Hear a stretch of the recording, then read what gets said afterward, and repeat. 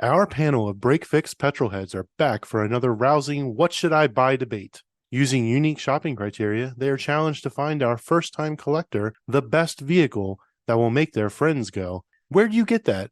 Or "What the hell is wrong with you?" at the next Cars and Coffee. We dive into the world of forbidden fruit. Cars that were never officially sold in the United States, but are now hitting our shores thanks to the 25-year import rule. From turbocharged rally monsters to high-revving Asian exotics, these gray market gems have long been the stuff of dreams for American enthusiasts. And now, many of them are finally within reach. On this episode, we'll explore the art of the possible with some special guests. We're welcoming back Chris Bright, formerly of Collector Part Exchange, along with John Summers, the motoring historian. And then we'll round out our fabulous What Should I Buy panel with veteran members William Big Money Ross, Mark the Data Cruncher Shank, and the one and only Don Weberg from Garage Style Magazine. Thanks, Brad. And on this episode, our panel of extraordinary petrolheads is challenged to find our collectors something that will make their friends go, "Wait, how'd you import that here?" at the next Cars and Coffee. With that, gentlemen, welcome back. Welcome back, Chris Bright. Great to be here. Really excited. This is a hot topic. I'm really excited to get into it. Well, Chris, I have to say, first of all, it's been a minute. I think the last time you were officially here was the Italian Exotics episode. So we went right off the rails from the start. Crack pipes and stolen Alfa Romeos and stuff like that. Is that where we're going to go this time? I got my car back. For those that don't know it, my car had gotten stolen and I recovered it. I have a 1974 Alfa Romeo Giulia Super. That's my daily driver. It got lifted one day and I got it back through a network called the PDX Stolen Car Networks. I'm out in Portland. It's a Facebook group and everybody just keeps an eye out for stolen cars. And mine was pretty easy to spot, but I got a bonus crack pipe and some other paraphernalia out of the whole deal. Nice. Good stuff. Still driving that car every day, though, by the way. Nothing like a bonus crack pipe. It's a good return on that. I almost kept it, but then I decided no. It's a green skull. It was kind of cool. All right. So, Brad, this particular What Should I Buy episode comes courtesy of you by way of drive-through number 53. So do you want to set the stage for our panelists and kind of paint the picture of why we're talking about gray market cars? Because in the words of the great Conan O'Brien, in the year 2000, apparently 2000, everybody's been waiting for this moment because there are so many really, really cool and exciting cars that for whatever reason came out in 2000. The last couple of years have been really good too with the Skyline R33s and stuff like that. But I think this is the first year the Skyline R34 is eligible to be imported and another slew of just amazing cars from around the globe. So it's a really exciting time to be alive as a car. That and one of your favorite influencers was talking about this in his Barca lounger in his garage, sort of mumbling and trying to eat the microphone. You know, I don't even know that guy's name. Yeah, so James Humphrey. The dude who used to be on the donut, who's not on the donut, he's on speed. Is that how he does it now? It's not all like, everything you did already gotta get up to speed. It's spelled with about 4 E's. Oh my goodness. But anyway, yeah, he did an article in a YouTube video highlighting some of the cars that are eligible now. And I thought it would be a great kind of what should I buy to see if we could come up with things that might not have been on his list. I think we were sort of satisfied with what he put on the list, but it just didn't really, there were only a few cars that got us excited. Yeah, his list was very basic, to use the basic girl kind of terminology. His list was basic. It was pumpkin spice latte. That's what it was. We need to be a little more exciting and a little more different at Break. What is it that the Gen Alpha say now? It's mid. It's mid. His list was mid. List was mid. My daughter sent that to me right before this call. Gentlemen, we are going to slay. This is not going to be skibbity. Please. Okay, please tell me you're going to edit all of that out. No. So, like all What Should I Buy episodes, we are buying for a fictitious collector. In this case, we are sort of ignoring the one thing that Chris hated the most, which was the bracketing. The money is no object. We are at the point where we are buying cars for a collector who's coming through the X-gray market. So really money doesn't matter at this point. But what does matter is something that Brad said, which is Skyline, Skyline, Skyline. And much like our Muscle and Malaise episode, no Cudas, no Mustangs, no Camaros, so no Skyline. So if you have Skyline on your list, just go ahead right now and put a line right through it, because we're not going to talk about Skylines. We know we can import them. You've been able to import them for the last decade through companies in Florida and things like that. So we're trying to find something a little different, something a little obscure. And plus the Skyline R34, it's almost unobtainium because everybody's been waiting for these cars. So anybody with enough money, I mean, they've pretty much just all taken care of at this point, I would say. Surely, though, it's the Porsche 912 syndrome. The 911s, they're like, so you look for the 912. I mean, I'm no JDM expert, but I've spoken to two people in the city here who are like, I was on Bring a Trailer and was looking at a Stagia. Now, Eric, I don't want to mess you up, but don't Stagia's GTS versions rather than the GTRs? They do a sedan version of most of what kind of looks like a Skyline. There's a lot of Porsche 912. Yeah. If you were in the business of flipping to make money rather than being a collector and wanting the very best, you wouldn't need a GTR. You could do with a GTS or a Stagia or something. For sure. Absolutely. That's a great point. John set us off down the path of JDM. So why don't we continue with some Asian cars? Who's got something on their list? I saw one that was fun. I didn't read this article on the list of 25, but the Toyota Chaser. Ooh. It looks like a Camry, but it's rear-wheel drive. It has the JZ supermotor, 5-speed. It's not actually separated in Bring a Trailer. There are 4 transactions listed. Now, I realize you just were telling everybody that kind of money's no object. These are certainly on the lower end. They've sold between $10,000 and $25,000 on Bring a Trailer. So last year, one sold for 13, actually looked pretty clean. And then one sold very recently for 23 just a few weeks ago. But it's a really cool car, and you're certainly not going to see anything like that at Cars and Coffee. And I think with the cult following around the JZ motor, it would certainly have some fans. Yeah, the only equivalent that was sold in the US, I guess, is the Lexus GS. You know, Yeah. 'cause you could get that 3-liter in that. Yeah, But the styling, you're right. To an unsuspecting person, it's a Camry. it's a sleeper. Yeah, but then you add the rear wheel drive and all that fun stuff. That's a cool car. I like it. Okay, so rear-wheel drive Toyotas that are sort of Lexi that have 2 JZs. Wouldn't you want to step it up a notch and go full Gran Turismo and do like a Toyota Soarer at that point and import that, which is basically the LS300? You're getting the stick in the Chaser. To me, the Chaser just is a little bit more of a sleeper. Like, it looks like a total dad car, and it's a badass. Yeah. I like it. I will say I'll see your sleeper Chaser and raise you, of course, to the pinnacle, the Toyota Century. Yeah, I had that on my list.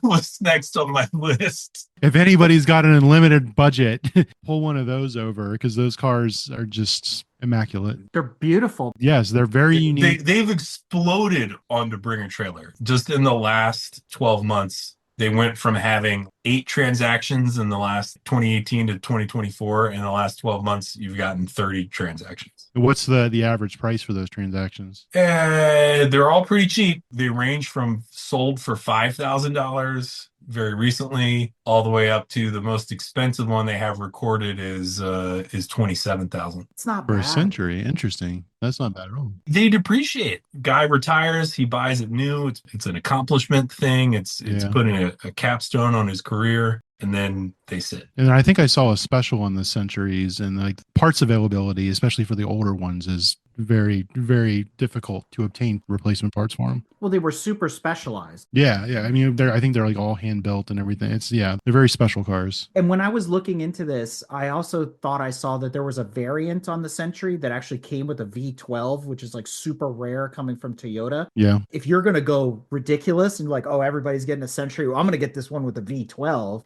just to be different. Oh yeah, you got to. Since we're talking about JDMs or Japanese cars, not Japanese domestics, because we're importing them post gray market now, is it worth even talking about some of the more desirable Subis and Lancer Evolutions and stuff like that? Yeah, all the special editions, because it's always about the special editions. That was actually my next bullet point, was with the Subarus. Maybe 10 years ago, I was approached by a friend of a friend who was like, hedge fund, can we do a hedge fund around classic cars? And I narrowed it down to Subarus and things like that. There were some BMWs as well. But the point is that I reached a point where I felt like I didn't know enough about the Subaru special editions to be able to know what was going to be valuable and what wasn't. So to illustrate it, there was a version that was available in Britain only that was called the RB5. That was tuned for British roads. RB stood for Richard Burns. It was tuned by Richard Burns. It was a 4-door one rather than the 2-door one.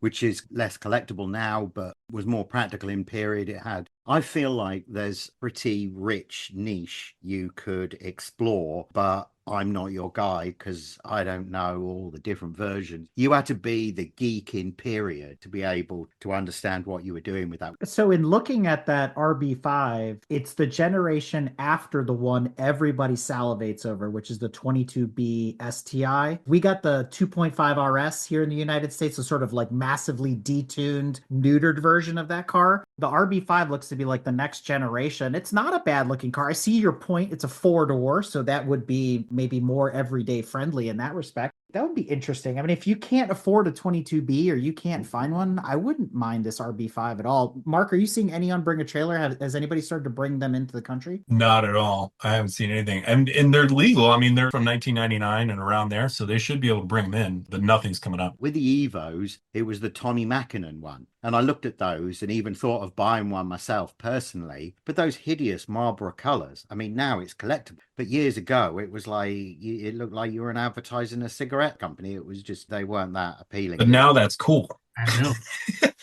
You want to be the Marlboro man now.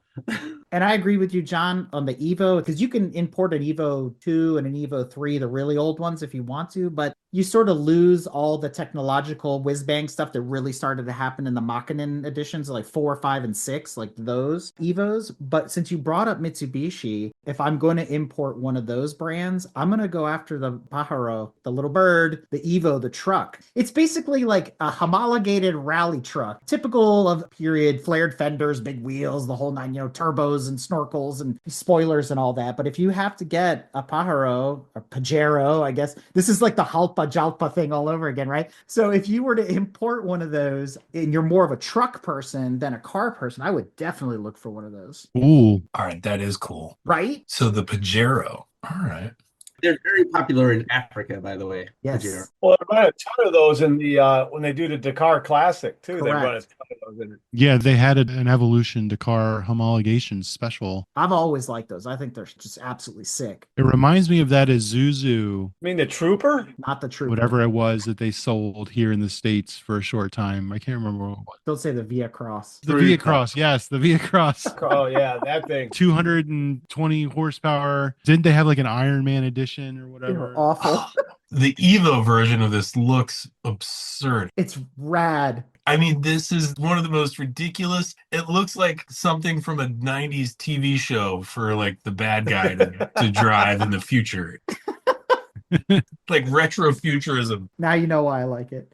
I really struggled with the JDM. I don't know about you guys. And I tried to go backwards too, where it's like, don't give me the top 20 Japanese cars to import in 2025 because the list kept, to Brad's point earlier, Skyline this, Skyline that, Skyline. And then it's like Honda S2000. I'm like, other than the fact that they were right-hand drive, you can buy an AP1 S2000 here. That's not that big of a deal. MR2s, like, I was like, all right, let me subtract a year. I went all the way back to like 2018 and I wasn't seeing anything that was really sticking out to me other than the few that we've already mentioned, where it's like there was an American version of these cars and I was trying to stay away from Silvias and S14s and S180s, and because we got a variant of those here too as well. They weren't nearly as good, but they sort of already exist, AE86s, all that stuff. So really looking for some diamonds in the rough. I have a Honda for you, Eric. Oh boy, let's go. It was a UK market only because Honda had a factory in Swindon, west of London. There was a UK market only developed for the British Touring Car Championship,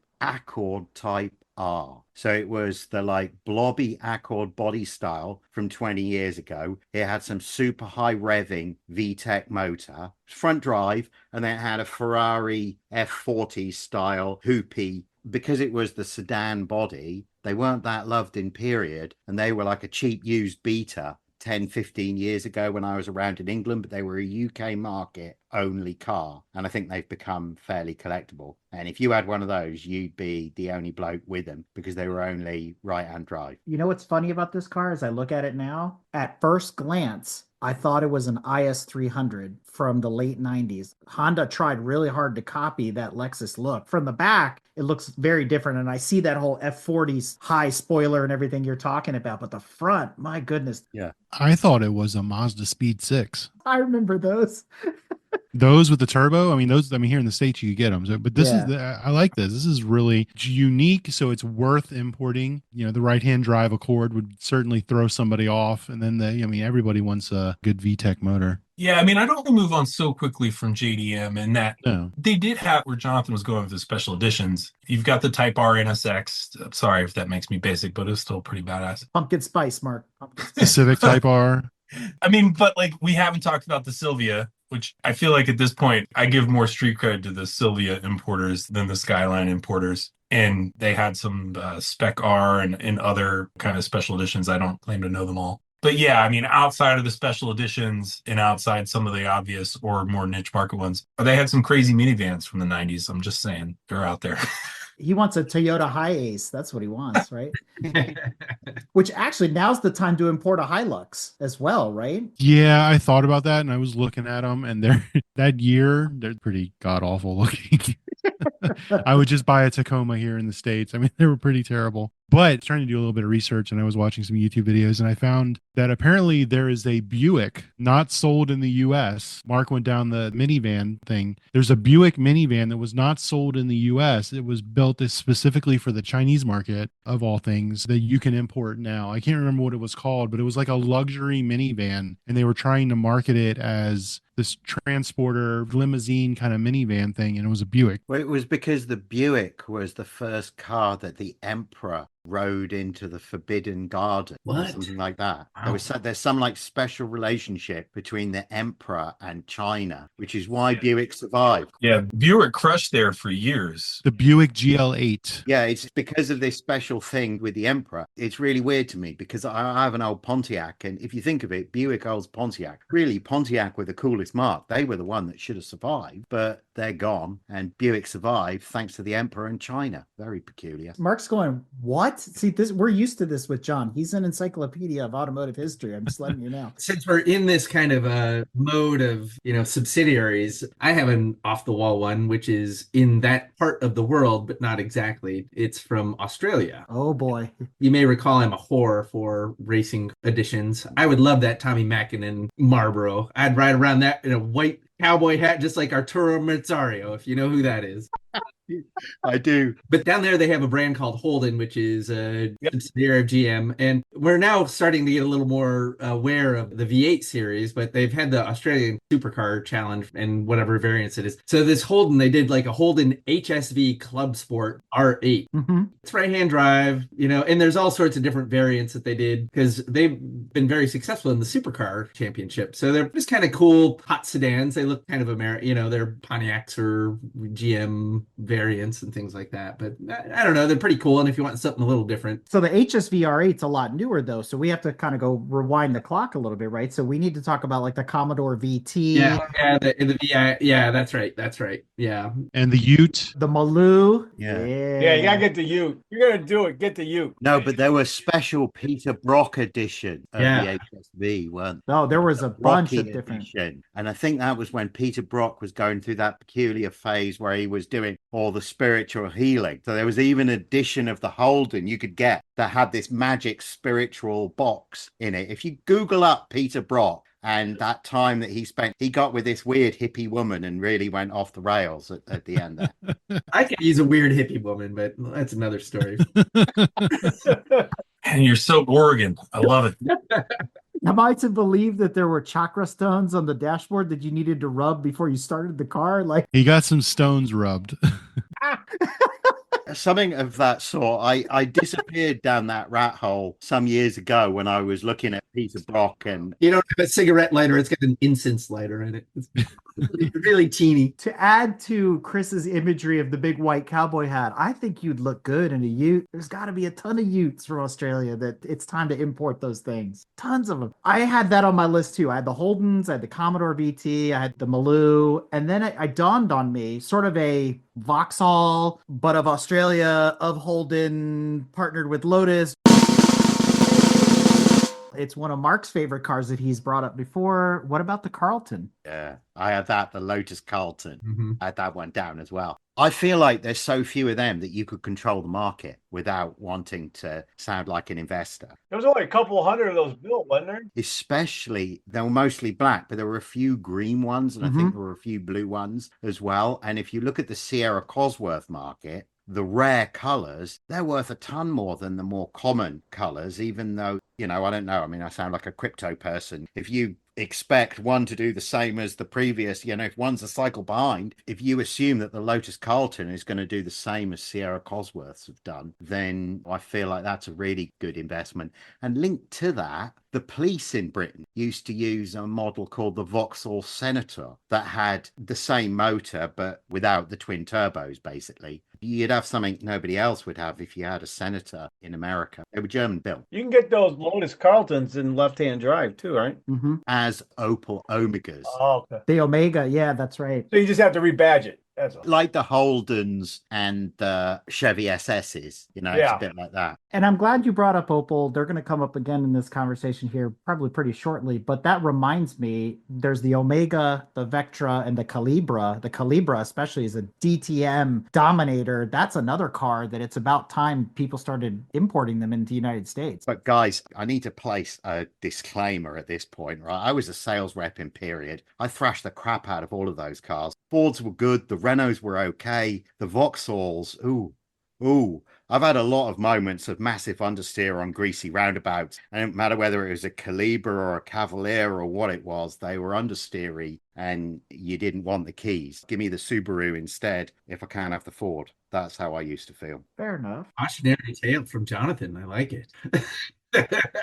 Mark is scouring Bring a Trailer right now. What are you seeing? Let's go in a little bit different direction. I always had a soft spot for TVRs. And maybe that's because I never drove one or owned one. Oh, you're speaking my language. I just coveted them from the other side of the pond. I feel like the Cerbera and some interesting options that are coming of age around that 2000 timeframe. That was when TVR got an injection of, I think, Russian investment right around then. And they did some remodeling. And of course, they crashed and burned like they always do. But it was an interesting time period. The movie Swordfish. Yes, the TVR Tuscan Speed 6. That was TVR coming of age. All I remember for that movie is Halle Berry. Oh, I thought there was a spiker in Swordfish. That was a TVR? I thought that was the spiker. TVR Tuscan. TVR. That's TVR. There's a Tuscan in it. Yep. Oh, And they look really cool. I don't know. I think they hold up. I feel like they do as well. With the Tuscan particularly, they had that swoop over the hood, which sort of emphasized that TVR at that time were doing their own inline six engine, which was commercial suicide, but as a collector now, just such a cool thing. Yeah, and they had some power too. Yeah, and no traction control. They were like a cross between a Viper and a Corvette. Yeah. They're like a British Corvette. Yeah, it's a good way to die. The town that they were from, Blackpool, it's the town that working class people used to go on vacation to. So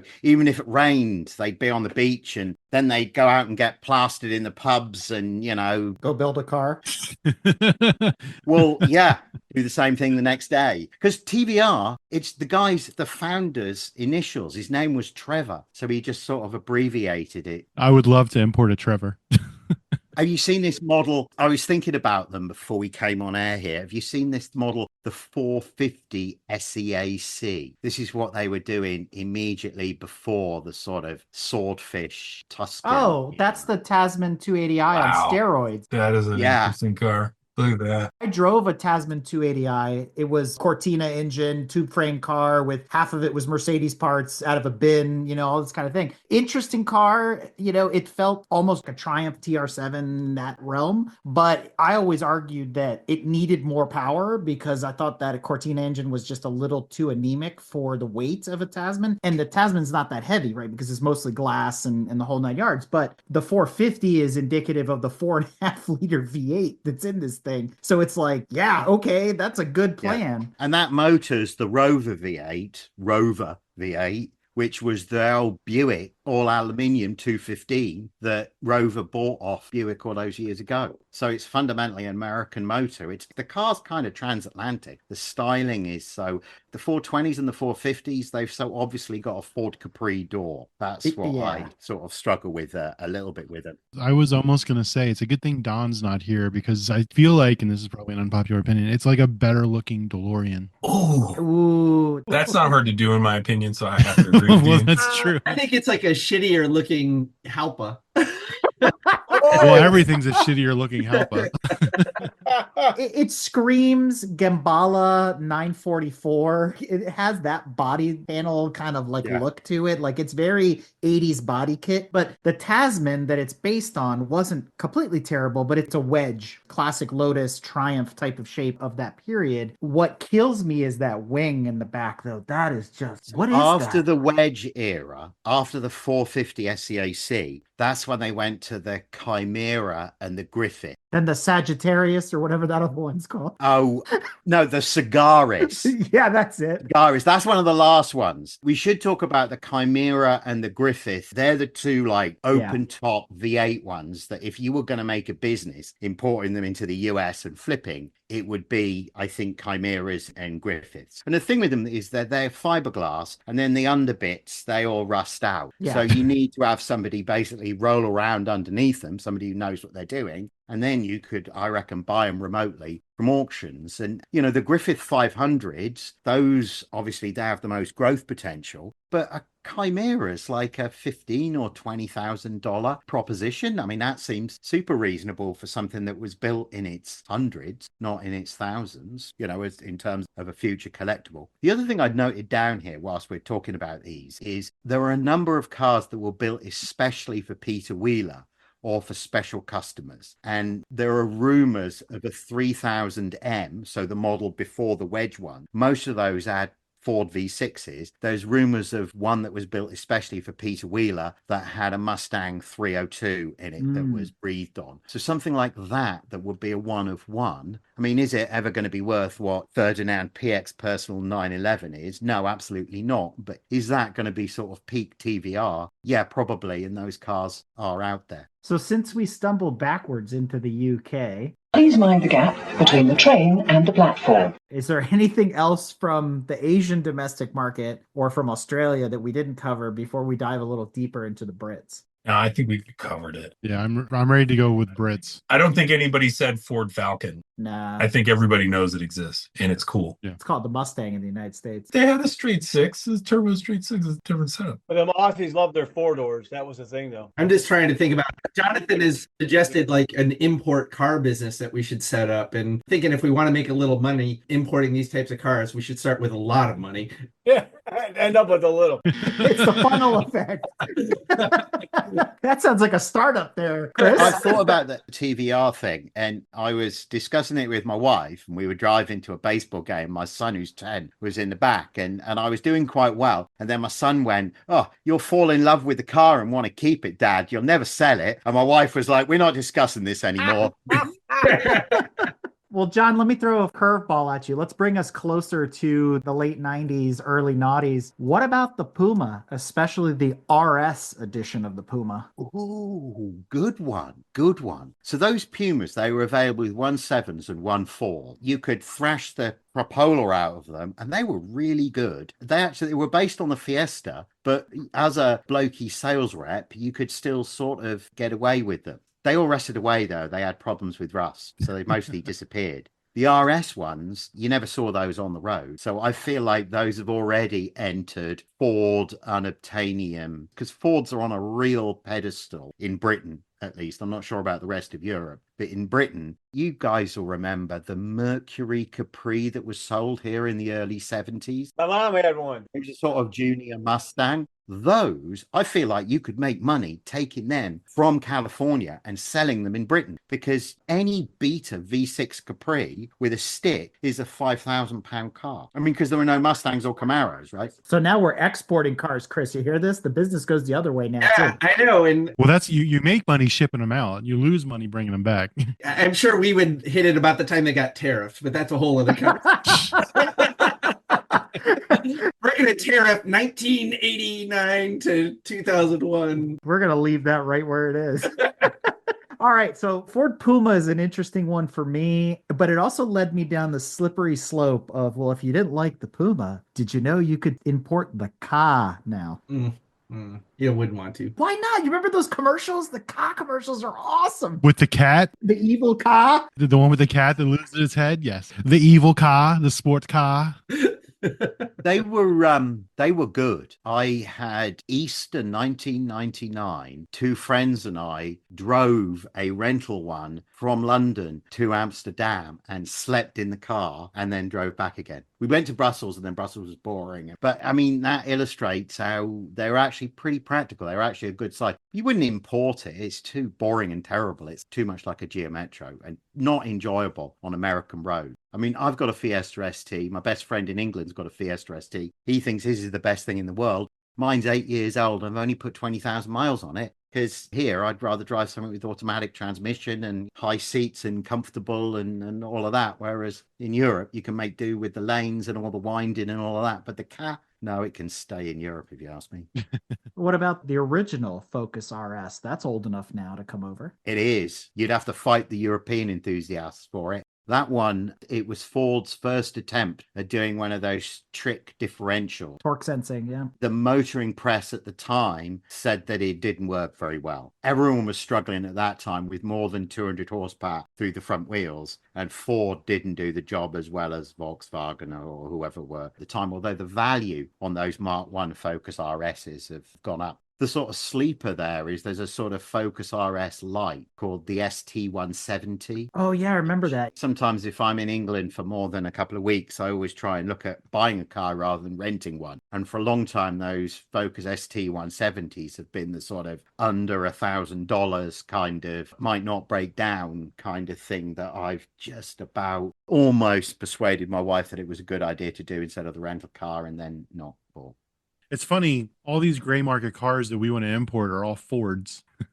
It's like, why didn't Ford just give us the good cars in the first place? Which is funny because when John was talking about the Sierra and the Lotus Carlton a little bit ago, I was thinking to myself, our audience doesn't know what that is because we got the Mercure XR40, which is a big piece of crap. I think those cars are terrible. Shut your mouth, Brad. They're another one that we should ship home to Britain. They were 170 horse. I look on Facebook Marketplace, they're cropping up all the time, even ones with stick shift. I feel like you could chuck a couple in crates, ship them home, take them to a Ford show in Essex. You could triple your money. I really think you could. I really think you could because they're so similar to Sierra Cosworths, and Brits are so mad for any hot rod Ford, especially if it's a Cosworth. Yeah, I think that shows though, Brad, like the hot hatch market and all those sorts of things really come out of Europe where they have smaller requirements. You know, there's regulatory limits on engine sizes and things like that really drove those cool small cars. You know, and that's why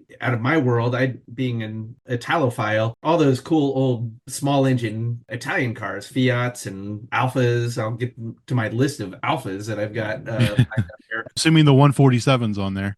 We're gonna work our way into the Italians. I'm not gonna jump ahead, but I agree with you. Like, I think in our market in the US, you know, we always had these big ideas of muscle cars and big motors and big wide spaces and not having to handle well, but get off the line fast, right? Yeah. These cars are so much more interesting and engineered. And that's why, like, when NASCAR is trying to sell crappy rear-wheel drive cars back in the 80s and stuff, actually, they raced the rear-wheel drives and they sold front-wheel drive cars, which is just terrible, right? Yes. So, but you look over in Europe and you go, you know, again, kind of getting on the racing theme, you look at the rally cars and you look at the touring car championships all over. They are so cool. I mean, I would own any of those before a lot of the cars that we would get here. And I think to your point, like here in the US, especially with the American brands, they had the muscle car, the Camaros, the Mustangs, the Firebirds, but then they had the rental cars, the Taurus, the Impala, Malibu. There was no like fun in between things unless you went Volkswagen or something like that. I mean, there was nothing in between. But to stick with the British cars, the one that I would import is the Ford Mondeo, but they had a Ford Mondeo Estate ST220. Oh man, I was wondering, you and your Mercury Sable wagons.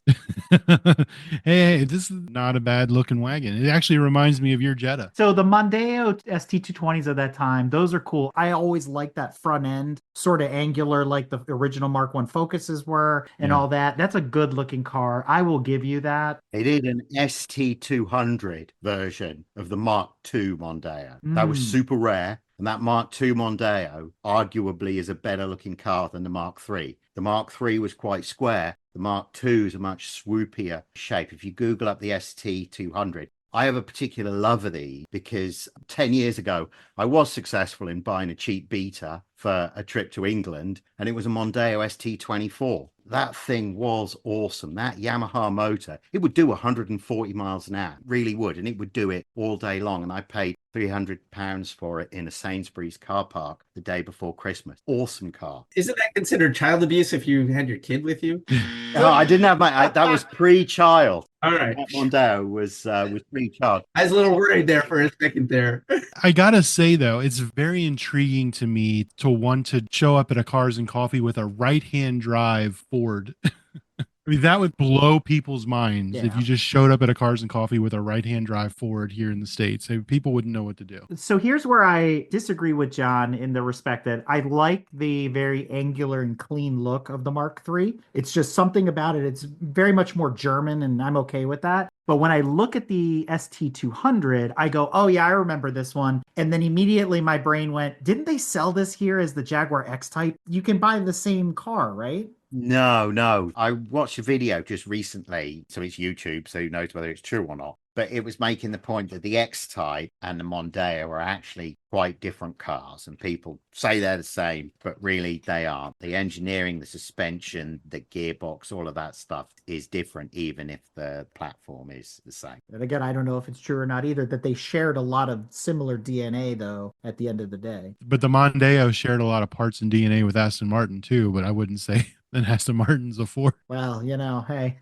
they're all Tatas now. So, hey. Yeah, true. Do we have anything else for the Brits? Because I have sort of a crescendo as Yeah. we move into mainland Europe for the Brits. I have a couple of TVR lights, Okay. instead of the 911 of the TVRs, there are other stuff. If it was Italian makers, you call them the Etceterini. That's what the Pebble Beachers call the Morettis and the Durettis and Auto Bianchi and all of those. So I've got Ginetta, Mm-hmm. Elva, Yep. Ilburn, Marcos, Noble, and Ultima. Oh, the Ultima GTR. Yeah. Yeah, and they're kits, but some of them were built professionally, and they've got Chevy small blocks, a lot of them. So does that really count? I'm not really sure. But the Noble, they're really well-built, boutique British. You're talking about the M600, the big one, right? Because that is within the time range now. Yeah, it would be an early one. Marcos, I just like TVR, but kind of uglier. But Yes. the Cos is the Costin of Cosworth.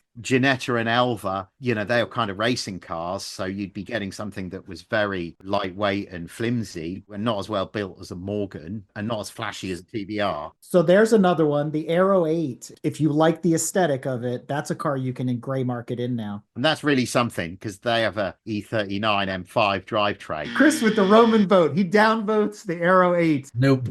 They are so ugly. Do you guys remember the original Total Recall and the scene in the bar, the woman with the 3 breasts? That's what the front of the Aero 8 looks like. Oh, cross-eyed. Oh, no. Why'd you have to do that? Oh, God. All right. You can't unsee that. Now you know. Can you cut his mic for a little while? Put him on timeout for Brad.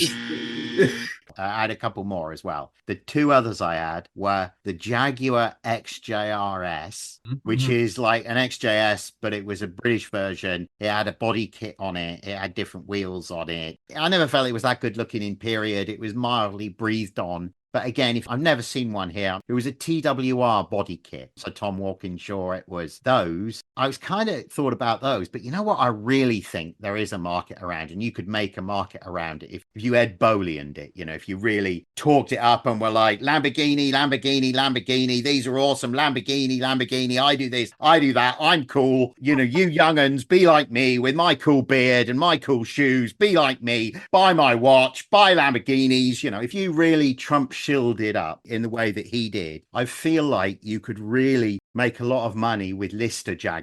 Ooh. They're like roof Porsches. They're vulgar hot rods, but they're so rare that if you get enough modern idiots in them, the same will happen as to Lister prices has happened to roof prices. That's my theory, if you were being very cynical. I mean, so Lister Jag. Do you remember the Lister Storm, the one they used to race back in like IMSA? That was really cool. Yeah. That had a 7-liter V12, didn't it? Yep. 7-liter Jaguar V12. That's when IMSA was still great. Yeah, unlimited classes, man. They were awesome. Oh man, I was going to Watkins Glen and watching the Jags and the Corvette and the Porsches and Mazdas and the Nissan GTPs. Oh, Those are the days, my friend. I'm in on the Lister Jag. Those are pretty cool. Yeah, they are sweet. That's a good pull. I forgot about Lister altogether. It's sort of like the Tresser cars on the German side, right? They had their whole thing with the Volkswagens and the Audis and the Mercedes and stuff. So yeah, Lister, that's a good pull. So anything else on your British list there, John? Only shooting brake versions of Jaguar. Okay, You could get okay. shooting brake XJSs and things like that. I think that's a great call because for me, shooting brakes or any wagon, they are so underrated. We race over here stupid trucks. Why don't they have a series where they race station wagons and shooting brakes? That'd be amazing. They would do it in Australia.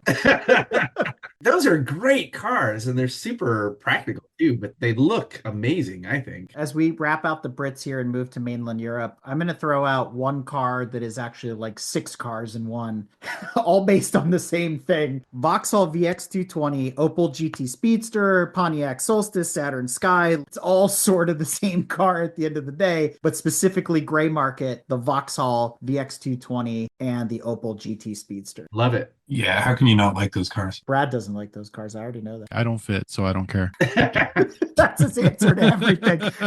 Brad, Ozempic. That's all I got to say. Nice. It's not my weight, it's my height. Yeah, I know. Yeah, it's 6'4". He doesn't fit in a lot of things comfortably. There's like no room in those things. And I'm 6 feet, and like some of these cars are just, you got to break your knees to get the steering. I have a friend in the city who's bought and built a Caterham Super 7 recently. Oh, nice. And when I said to him, you need to worry about the size of the, he's a big guy. I'd said to him, you driven one before? He said, no. I said to him, you need to worry about the size of the pedal bar. Because I remember the first time I drove one, going for the brake and hitting the throttle as well at the same time. Terrifying. It's even worse when you've driven an original 7, that we won't even go there. But that being said, let's dive into mainland Europe now, and we'll give the mic over to Chris and William to talk about Italian cars. And I'm sure the list is as long as your guys' arm. And William, if you have some strong opinions, we probably share a common list, I bet. But I'm an Alfisti, so I'm just going to start there. The apex predator, I think, of that era is the 147 GTA. That doesn't even count as a hot hatchback. That's a lot of power. And that Busso engine is just one of the all-time greats. There's just no two ways around that. To be in a car that small with a Busso engine ripping along, screaming, it's hard to imagine something better than that. Yeah, you know what's better than that? The Alfa Romeo SZ. That's what's better than that. Yeah, that's cool. It's a little earlier than this vintage. I looked that up. In fact, I pulled out all my Alpha books and it's like, there's the SZ right there. I love that car. I saw one at a Cars and Coffee down here in Richmond not too long ago. A little secret. We'll see if I can post about it later this year. I'm going to get the opportunity to drive one here stateside. So Sweet. I saw those cars when they came out new, and I have been salivating since I was a kid. So let me tell you. They're so rare. They still look incredibly interesting. That's the right word for it. Yeah. It's Italian brutalism, isn't it? It's brutalism, like when you go to EUR on the outskirts of Rome and it's all this ugly concrete and it's all like, is Mussolini still with us? It has the look of like Mussolini in the side and so on. Yeah. I was going to say the 147 GTA, my understanding was the 156 GTA was a sort of more complete car to drive. Bigger, though. Yeah, bigger. True, and older, I think. Yes. I think this whole era of Alpha is really, the good cars are built around the Busso engine, you know, the 155s, all that. The 155 Ti. I mean, if you're going to import anything, right? There's a sport wagon that they did kind of on that platforms. And then they also, at that time period, they had the re-released GTV6 at that time, right? The really angular one. Yeah, it's just called the GTV and it's like the ultimate wedge car. It's amazing. They were pretty good with the Twin Spark. Correct. Yeah. I mean, they're worth more with the Busso. Yeah. Twin Spark's great. Yeah, and handles better. You know, I feel like, you know, in this age as we're moving towards where, you know, whatever you're driving is going to be slaughtered by the Tesla minivan next to you. The handling and the theater, the Busso is great because of the noise, but those twin spark motors in the 75 at least, you know, the Milano, that was a better car without the Busso. Yeah, I couldn't agree more that they had some really good lumps at that point in time. And the one that I'm waiting for, it's not eligible yet for the gray market, but it's a few years out still, is the Alfa Romeo Brera. Yes! I'm salivating until I can get one of those here. Yeah. And the coupe, it's kind of like, it looks like a shooting brake, actually. Yep. I mean, I think a shooting brake technically has 4 doors, though, if I'm not mistaken, or 5. Oh, we had this argument on a whole nother episode. Don't get me started. Those Breras, I think if they just sold those today in the same exact body style as when they came out, they still look great. I 1000% agree with you. And I always saw the Brera as the modern version of the SZ, especially from the front, because it's got the 6 little headlights and all that kind of thing. Yeah, I see that. I wouldn't have thought about that. But there's an alternate version, but unfortunately is in the same time frame, which is the Brava, which is more like the 147. So if they're all like the next generation, to your point, Chris, so you're gonna have to wait now another 5 years or so before you can get them in. I was so excited to talk about that, and then I looked and it's like, we're missing it by just a few. But you know, it's like for a runabout car, like a family car, they are just so freaking sexy, and they're very capable. They're incredibly capable. Anyhow, This car is very much like the Italian version of the new Scirocco to me. 100%. It's all in that same sort of design language for sure. I had one for a bachelor party years ago. Oh, It yeah? was a bachelor party to the Nürburgring. Oh. So I rented it and did that. It's a bit understeery, and it was diesel one. It was a 2.4 JTD. It was new, and it was rung out at 149 miles an hour. It had no more to give. 149 in a diesel? That's fast. Yes, John, you seem to have the same problem with all your cars with understeering problems. yeah. Are you trying to say it might not be the car? It might be the driver. That's a good call. It's a bit understeering. It's like, you said that before. Could be the driver. Could be.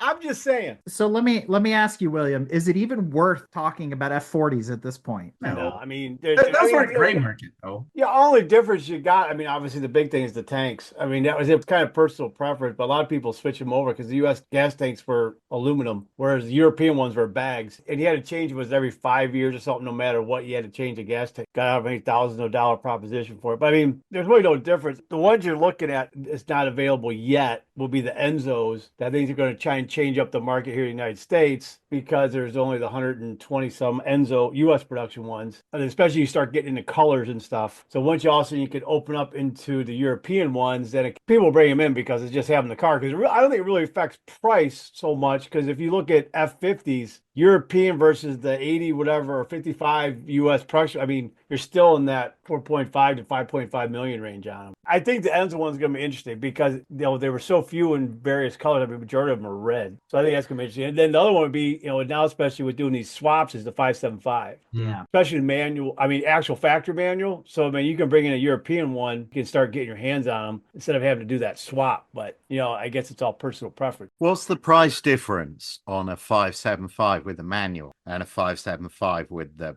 paddles? Oh, shit, you're probably at least double on a factory, man. I mean, that's why I tell me, look, I mean, if you want to do a 575, you're just, hey, you want to drive one, not buy the F1 tranny, maybe drive one, but then do the swap if you want. After even doing the swap, what's going to cost you, everything like that, you'll save $100,000. But if you're looking for it because you want to try and make an investment, find a factory manual, but then you're afraid to drive it because putting miles or anything like that. I mean, if I had my drugs, I just buy an F1 tranny one and do the swap and drive the piss out of it. I mean, I think we're all in agreement. I mean, anything we buy, we're going to drive. We're not just going to sit there and stare at it. Absolutely. Hell yeah. And the Enzos are definitely within the time window, 2002, 2003, 2004. We're getting close, meaning in the next couple of years. Yeah, so it'll be interesting to see how that plays out. I didn't think about the exotics because, they were already so aimed here, in terms of all the Lambos, all the Ferraris, even the high-end Maseratis, which came back online at that era. That's when they were made in the Ferrari factory, like the 3200 and the coupes and those sorts of things, Well, the interesting with those is a lot of time, I don't think so much Lamborghini either. You found this with, I guess, say, lesser valued cars. Usually you saw a big difference between a U.S. market car and a European market car in regards to horsepower, engine choice wise.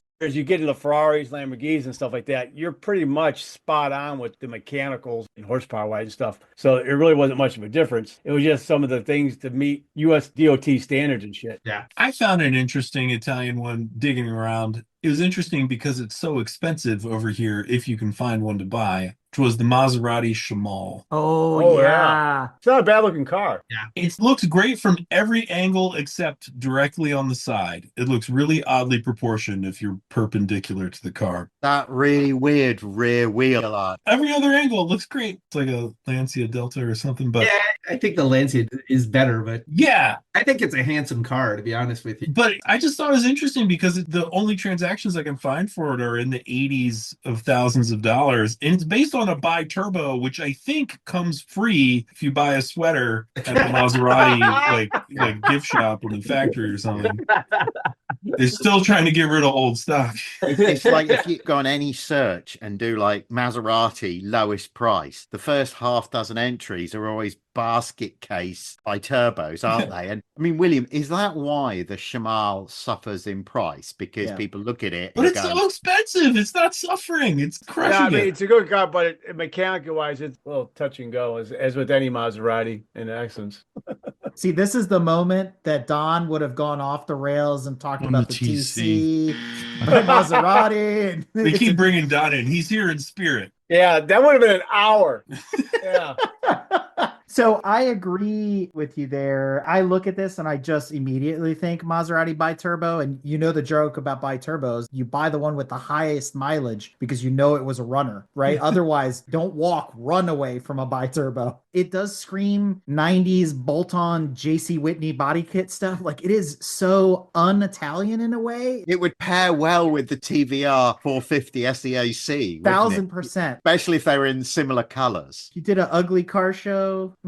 Yeah, you'd have a hell of a pair for Radwood. And the back looks like there was a Peugeot, the later 405 or 505 or whatever it was, like from the 90s, had that same rear end as the Shamal. Like, it's not for me, bro. I'll pass. I like the front end. It's got a very slopey. That rear wheel arch, No. trapezoidal rear wheel arch is amazing. That It's is amazing. so Countach. The Countach had weird stuff like that. I know everyone's like doing Google search. Did you see that resto mod of that Shamal? Yes, With the big flares. Oh, it looks awesome. the resto mod looks really good. Yeah. MA-01. Yeah, that doesn't Yeah. look bad at all. I mean, obviously that's all new body work and everything on that thing. That's not bad looking. All right. You know, you mentioned the Lancia Delta Integrale. It's the R34 of Italy. Yeah, I took all those off. I just struck all those through. I mean, as much as I'd love to talk about, you know, the 93 different versions, the flared, the unflared, the 8 valve, the 16 valve, the Gen 1, the Gen 2, the, you know, blah, blah, blah, blah. It's like they're all the freaking same, and they've been importing them now for a bunch of years. So we could just kind of scrap all those cars. And the HF Turbo, the little one, was just too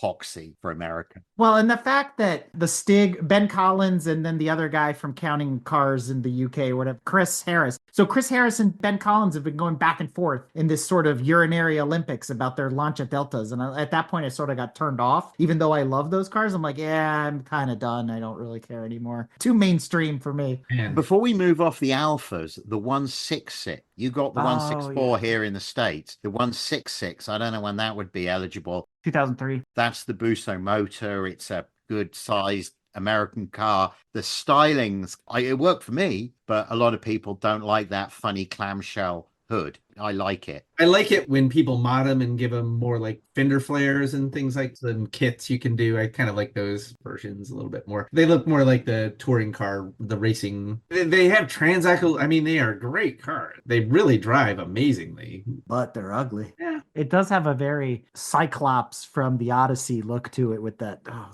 that front end is. That's a face only a mama could love. I do your mama joke, but I decided to whistle.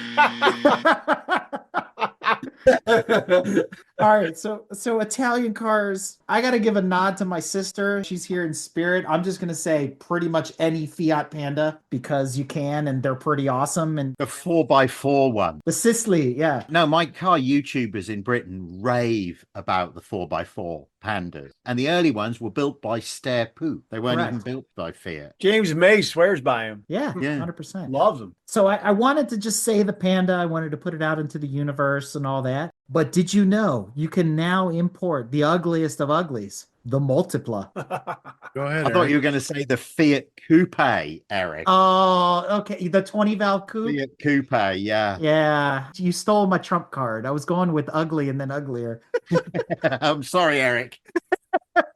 No, but to your point, both of those, right, are in period. They're cheap. The Multipla, I've seen some crazy stuff with that now. There's some guy that's got this rear engine Nürburgring monstrosity that he's running around sort of like a ring taxi, and it suddenly is super cool. It's still way ugly. But the coupe, we saw that on the Police Interceptor episode of Top Gear, if anybody remembers that far back. You put the Bodasier spikes on the wheels and the whole 9 yards. I saw those cars again when they came out new, and I happened to be in Italy that year, and I thought they were just so quirky. I don't feel they've aged well. No, they haven't. You know, when you judge cars at car shows, you try and judge elegance. And those Fiat Coupes, they're cool, but are they elegant? No. Not in the way that like an Alfa 159. But what does it is, if you've ever heard that motor and if you've ever heard that 20 valve run, it sounds really good. And that's sort of what makes up for it. It's like, well, it's ugly, but they say they're fun to drive. I've never driven one, but they sound really good. And so that's sort of like what makes up the difference, right? I guess maybe it's like that Alpha 166. So I think the early ones were 4 cylinders, weren't they? And then the later ones were 5 cylinders. Yeah. Hence, there was a 16 valve and a 16 valve turbo, and then a 20 valve and a 20 valve turbo. Yeah. Yeah. You could get that 20 valve motor in the sort of golf sized hatchback that Fiat were doing at the time called the Brava. Mhm. And I actually tire kicked one on a used car lot in Liverpool some years ago, a Brava HGT. But anytime you put the key in the lock and try and start the car and it cranks and won't start on the dealership lot, that's probably a sign that you should thank the man and leave. So sadly, I didn't buy a Brava HGT, but yeah, that was the other home for that 5-pot.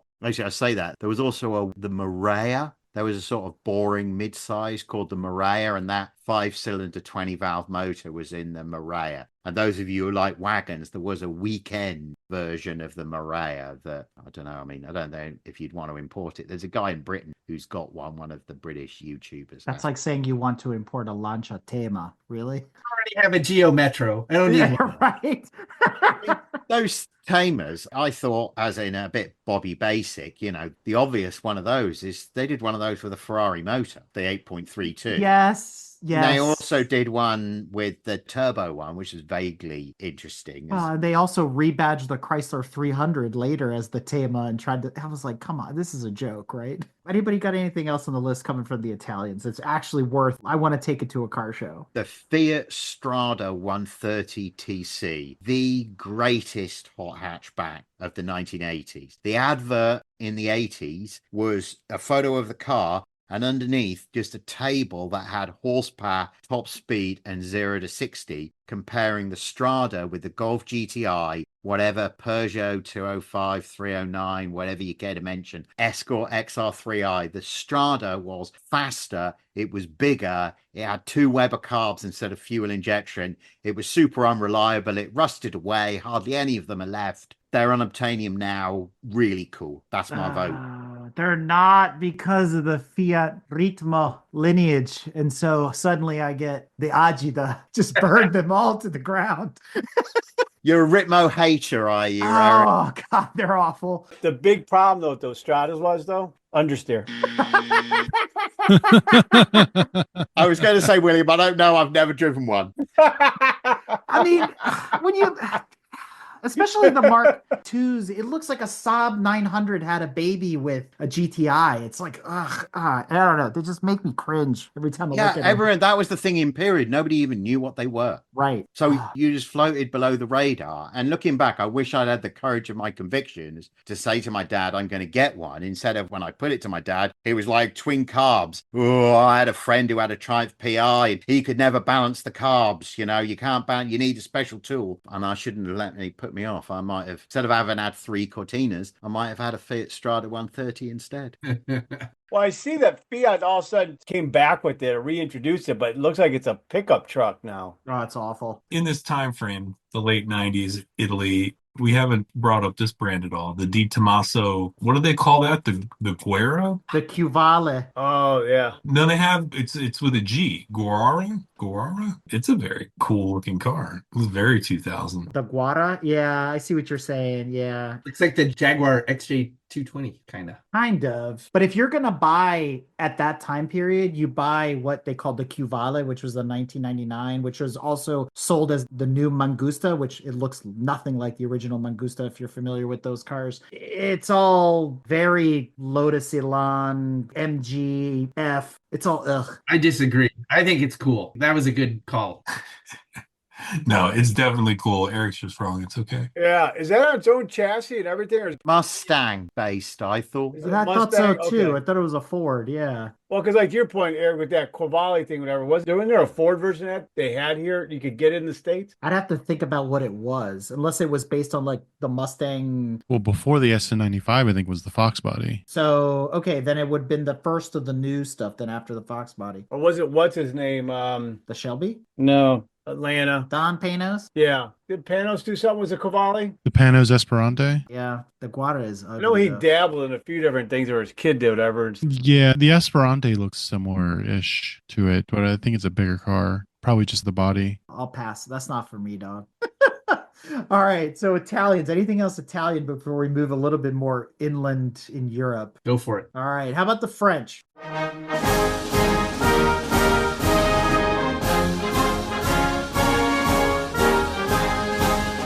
I mean, we all know what car is coming with them. Can you guys guess which one Brad and I have already selected? R5 turbos, the R34 of France.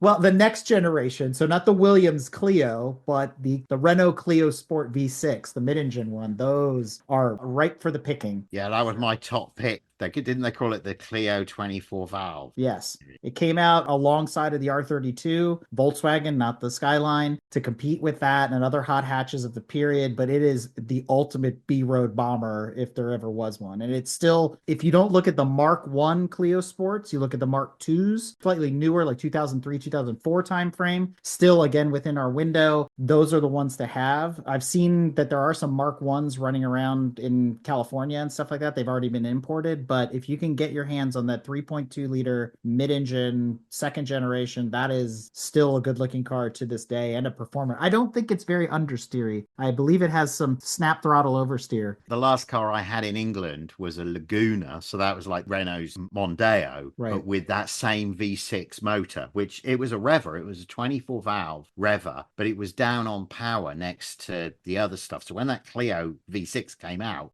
it didn't have the impact that I feel like it should have had. And when you listen to people who have them now, they have a hell of a reputation. They're sufficiently rare. You compared them with the Golf R, but the Golf R still got the engine in the front. I feel like they're not in the same category. It's something far more like the Puma RS in terms of something really special. The advantage that the R32 had, the original Golf R, had over the Clio was that it was all-wheel drive. So you could put all 250 horsepower to the ground, versus the Clio was rear-wheel drive, which makes it more fun and more agile and all the other things that come with it. But the R32 wasn't a normal GTI. It was a TT with a GTI body on top of it. So it's a whole different ball of wax at that point because you've got Quattro and a really smart hull decks. Yeah. So the only other car I came up with, and it's an oddball because it sort of leans into what we talked about with Toyota. Mark, you brought up some of the big cruisers and the sleepers, and I sort of found a Renault sleeper that's in this time period, and it came as a twin turbo. The Safran bi-turbo. Right? Yeah.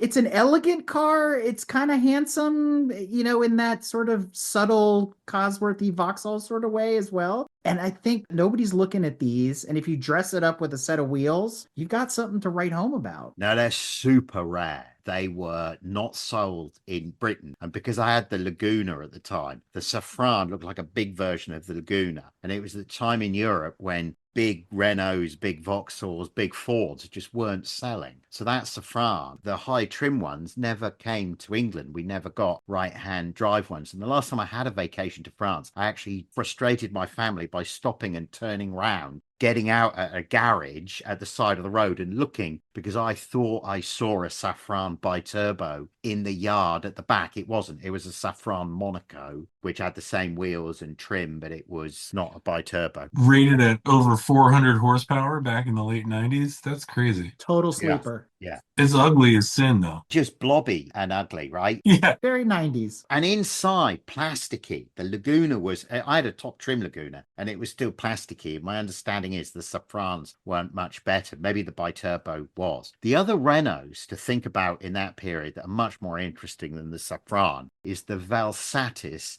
and the Aventime. The weirdly angular hatchback van thing. One was a coupe, like a minivan, a two-door minivan. I think that was the Aventime. Yes. And then so one was like way out there, and then the other one was like, let's try and be a bit practical here, and that was the Valsatis. I always felt that was pretty interesting. That would be best had probably with a diesel rather than with the V6 petrol. If I'm going to go that way with it, I would then just buy a Renault Espace from that time period, because that's one of those minivans, sort of like the Eurovan, and I hate to say the Dustbuster, the Silhouette, and some of those other quirky ones where people are like, that's a really cool van because it's so different. So if I'm going to spend the money on something very French, the Aventime, I'm going to kind of push to the side and go, I'm going to get an Espace because I'm going to show up at the Cars and Coffee. People are like, where'd you get that? That's cool. But the Espace is a boring shape. The Aventime and the Valsatis, if you want something unique, I wouldn't do them. I'm not trying to buy a Valsatis. I'm getting out looking at the Safran bi-turbo, aren't I? In that same time period, you said something that triggered it in my head. One of the best movies of the late 90s, which is right in this time period, and you can gaze at all the cars in the background while you're watching it, is the movie Ronin. And in Ronin, you had that Citroën XM. So what about something from that camp? All right. So Citroën for me, the AX GT. The AX was the little one. The GT was the hot rod one. This thing weighs about the same as a Coke can. They were fun to drive. Super dangerous, but fun to drive. How understeery was it? I get the bigger model, the BX. There was a version of those that had, we'll talk about Peugeots in a minute, the same as the Peugeot 205, same motor as that, 1.9, 16 valve head. Thing could do 140 miles an hour, and it had Citroën's weird hydro-pneumatic suspension. So if you look up Citroën BX GTI 16 valve, there's one that the British YouTubers have been sharing that's called Tomato. I mean, that car, it's not super weird old Citroën like Citroën GSA, was sufficiently mainstream to have real appeal and actually cross over to Cortina Man. But if you're going to spend that kind of money, you wouldn't go back and buy a BX4TC, like the rally car that never was? No, because that's like a full-on rally car, right? This BX19 GTR, that's like a hot rod. That's a $5,000, $10,000, $15,000 proposition rather than a... The other one I've got that I think is really interesting, and if I was actually trying to help a collector build something that was going to impress people at a Cars and Coffee, how about the Citroën CX Turbo? You can get a 3-row wagon version of that as well. Oh, yeah. They're rare. There's even a version of that a newspaper firm in France used. If you look up, so there's like a van version of it that was designed to deliver like Figaro all over Europe. It's like a 3-axle trailer one that some guy in Paris used to build that I fell down a rat hole of reading about. But look, a turbo Citroën CX, that has to be a wow moment. The problem I've always had with these is the same problem I have with the DS, right? The Diane. I can't. And then I look at it and I go, was Citroën challenged to make an Audi 200 Avant? Because that's what it looks like. I don't know. There's something about these Citroëns that makes my blood curdle. I mean, Citroëns, you do either love them or hate. And I am not a Citroën guy. To drive, they're really weird. They have like hydro-pneumatic brakes. So Right. the brakes are like really, really sensitive. And they have this super like floaty ride. Like a lot of French cars of that period have a good ride. Peugeot or whatever will handle well and be compliant. But Citroëns, they were in a different class for ride quality. The big ones and the BXs, you know, the AX is just like a little hot rod. I don't think it got mentioned, but the Peugeot 206, they had a rally car version, hot hatch kind of deals. Any of those hot hatch special editions, I think, just are automatically cool. I agree. Yeah, for Peugeot, I had the 205 GTI 1.6, which had the same wheel as the 205 Turbo 16. The 205 GTI 1.9, that had different wheels on it. That's how how you can tell them apart if you're watching Anglia car auctions and watching them roll through. There was also a model called the 309. Now that was interesting because that was designed by the team in Coventry before Peugeot took over what was left of Chrysler, and it was due to be the last Talbot or the last Sunbeam. And the 309 in GTI form is considered to handle better than the 205. I never had one. I came close. 500 quid was agreed in the pub car park, and then the bloke no-showed, and I never did get the 309 GTI with the 2-week MOT on it. The other one to think about, and these are rare now, is the 405 MI16. So that's the same motor as in the BX 16 valve, but a Peugeot 405. So arguably more boring. Well, aren't those 205s now, I mean, hugely popular, or even now and back then? People are importing the rallies as well, which is like the Yeah. base model version of them. Pricing are crazy from my understanding. But the rallies were rarer and were arguably an even more pure form of what Peugeot were doing. There's another model, they did a smaller model called the 106, and the 106 rallies are arguably even cooler. If we're looking at that small side, talked about the Clio 24 valve, that had the engine sort of in the back seat and like wide tires and a good stance. You could get like a Clio Williams, as in the Williams Formula One team. So this was when Renault were in bed with Williams and had Williams building their British touring car team. There was a special Williams breathed on version of the Clio 16 valve. So this was like 1.8 litres, 190 horse, but tiny little car, lovely gold wheels, handling by Williams. I feel like the challenge with those is that they're so well loved at home that you wouldn't buy for a cheap price. If you were trying to impress people at a Cars and Coffee, great, nobody else is going to have one. If you're trying to make money, I feel like if you filled a shipping crate with Alfa GTVs that you'd paid $3,000 for in England and you could sell here for $8,000 or $9,000, I feel like you might be able to make money with that. Similarly with the TVRs, but I feel like with the hot hatches, they're just too poxy and slow for American enthusiasts to really get them, perhaps with the exception of Chris there. Didn't they make that Clio Williams? Didn't they make a super special rare one that was named after one of their drivers? Like they make like one was like 25 cars or something. And that's like your JDM special edition ones that if you are the guy that remembers that, because one of the reasons why I like TVR is that my best mate in England lent a car to a TVR guy to go to Le Mans one year because his TVR was broken. And that favor has never been repaid. And I've always said to my buddy, you know, if we ever want to buy TVRs, you know, get Stu, come car shopping with us, because Stu still has TVRs, still knows people in the community and knows which mechanics are the good ones and which are the expensive ones. And I feel like you need that unfair advantage if you're going to make a business out of it. If you're just going to impress people at the Cars and Coffee, totally different matter. Well, that's what we're all about here, John.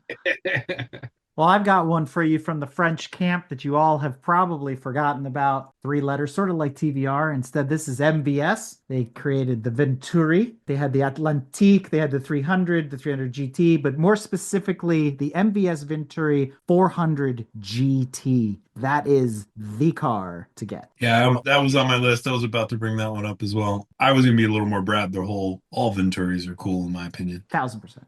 Because that was the one that they raced it. Actually, didn't do too bad at Le Mans, didn't it? A couple of years. Correct. They raced it in their version of IMSA over there before it was WEC. But yeah, they did pretty well. And they were just an independent French brand, kind of shooting after the likes of Lotus. I mean, the cars have similar design and things like that, and borrowed parts like always. They still look good today, especially if you buy the right one. But the 400 is a little bit more ostentatious because it's sort of the last of the line. It's got the most horsepower. It's got the big wang. It's got the big wheels and the flares, and it looks like a homologated GT3 car, right? So that to me is a huge draw, and you show up with something like that and immediately people are going to ask you, what body kit is that on your Lotus Esprit? But the reality is it's French and it's cool, and I wouldn't kick it out, that's for sure. I think it's a little bigger than that though. Like if you want your Lotus Esprit body kit and a low volume French maker, how do you is this Hamel? I only knew it from Gran Turismo 20 some odd years ago, and then doing some research for this caused me to kind of dig it back up. But the Hamel Berlinette, it's a short wheelbase, wide. It was made by a former race car driver. He started the company. They made one model, 1990, 2003. Like I said, I only knew of it because 25 years ago, I played it in Gran Turismo. But it is very much in that kind of 200 horsepower, lightweight, four-cylinder kind of style. I think probably going head to head with the Elise in the mid 90s when the Elise first started coming around. So the Hummel or Hummel, depending on how you Hummel. pronounce it. Yeah. It has that sort of Celica STS look to the front of it, like the Gen 3, X rally car with the 4 headlights in the front. And it has some design keys from some other cars. It's peculiar, especially that GT40 reverse scoop in the hood and all that kind of stuff. I mean, it's different. I would drive one. I just wonder how understeery it is. The joke of the show. No, but we've been talking about those hot hatchbacks. This is what, as Americans get enthusiastic about, they are understeery. Since we're talking French and we're talking quirky, and I think unless we find something totally obscure outside of that, I want to give a nod to sort of a French cousin coming from the Swedes. And we actually have an episode in our catalog that you can go back and listen to about importing a gray market Volvo, and that's the Volvo 480i Turbo, which shares a lot of Renault parts. It's an interesting design. It gave way to cars like the C30 and things like that. So it's another hot hatch coming from Sweden. That's another one that there aren't many. I mean, I know there is one a couple miles from me. I can go see it whenever I want. And they're super nice people. And, they told the whole story of how they got it here and all that. But you're not going to see too many of those in the States. I know when Nate and Emily take theirs to a show, people are like, what is that? I didn't even know Volvo made a hatchback. So that's another kind of cool one to consider. And that sort of brings us to the last country I think we need to talk about, which is the Germans. Do the Germans really have anything that they didn't send to the States? RS2? You can build an RS2, that's the problem. Fair enough. That's that Audi wagon that Porsche built. Is that right? I don't even want to get into a debate on that one. Yes, so Porsche supposedly, allegedly massaged the engine, and as like they did for Mercedes and some other things. But the reality is that car, once you take the 911 wheels off and the big brakes and, whatever they did to the tuning of the motor, it's still a boxy Audi 90 Avant with a big turbo, right? That's why I say you can build those cars. My dad had a replica S2, which is the coupe version of that Avant, and that was built in Florida by BAT. So it was a North American S2. It had all the bits and pieces from Europe and all that stuff. Brad remembers that car. Later got a V8 because he wanted more power. That being said, I mean, yes, sure. But doesn't what's-his-face from Cars and Bids have one of those? Doug DeMuro? Yeah, Doug DeMuro has one, right? He's got the S2 wagon, yeah. I was offered one, my last job in the city in London. We hired like some city whiz kid dude and he raced historic Group C cars at the weekend. And one day we were in the pub and he said, Summers, I've got this Audi wagon. Do you want to buy it? And I was like, maybe. Because I was not long into the Laguna at that time and I wasn't selling a lot of software. I was reaching the point where I was like, I'm done with this shit. 10 grand he wanted for it. Oh my God. It was God. an M plater. So that would have meant it was 95, 96. And it had done 85,000 miles at the time. £10,000. On the way. If we're talking Germany and Mercedes-Benz, there are quite a few that they did not bring over. Okay. But they're all trucks. Oh, we're doing some Unimog. Oh, Even better are fire trucks or ambulances. In looking at this, there's a cattle truck that I saw that you could turn into a car hauler easy. I crave one of those. Wouldn't that be amazing? I think you're alone on that island, there, Chris. But I support you. I just don't want it. Well, everybody has all these idiot things that, they go out and spend all these big yeah. renter vans. It's like, wouldn't it be cooler to have like an airport fire truck that you convert into a camper van? Wouldn't it be cool to have a Mercedes ice cream truck? You'd be way more badass rolling into the mountains, It might be an Oregon thing. Didn't BMW have quite a few of the wagons? Was those the 3 Series or the 5 Series ones? They did them over there. They didn't bring them over here. Then they would flop where they bring them here, not over there. And then some Alpinas that we never saw, and then like all sorts of stuff too. But like on previous What Should I Buy is when we talk about that, you can sort of, to the point of the Audi as well. Yeah, build it. You could build it. If you take an E36, which there's like a B8 E36 Alpina, something that I saw that pop up on the list, and I'm like, great. So tell me what's different, and I'll build one, because overall the chassis and everything is the same. It's sort of like, the M versus the non-M argument. I struggled with the Germans quite a bit. I did find something. But to William's point, the touring, you can't just go out and just take a regular E36 and slap the wagon rear end on it. I mean, Some guys have done it.